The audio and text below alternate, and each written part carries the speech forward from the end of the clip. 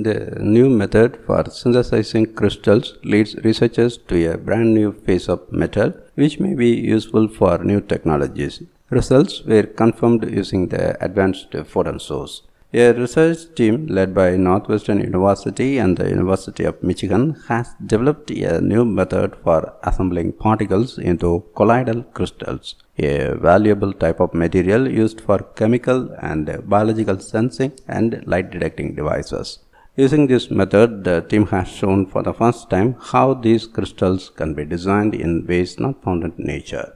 The team used the Advanced Photon Source (APS), a U.S. Department of Energy DOE Office of Science user facility at the DOE's Argonne National Laboratory, to confirm their pivotal discovery. Colloidal crystals are very small particles with other smaller particles called nanoparticles arrayed inside them in an ordered or symmetrical fashion. They can be engineered for applications from light sensors and lasers to communications and computing.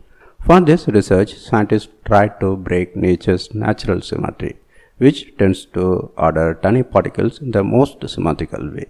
For this research, scientists used DNA, the molecule inside cells that carries genetic information. Scientists have learned enough about DNA to be able to program it to follow specific instructions. This research team used DNA to teach metal nanoparticles to assemble into new configurations.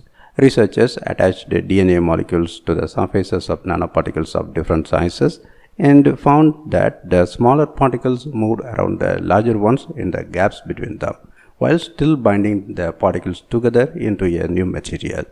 By adjusting this DNA, scientists changed the parameters of the small electron equivalent particles and thereby changed the resulting crystals. This approach set the stage for three new, never before synthesized crystalline phases, one of which has no known natural equivalent. The team used the ultra-bright X-ray beams of the APS to confirm the new structure of their crystals.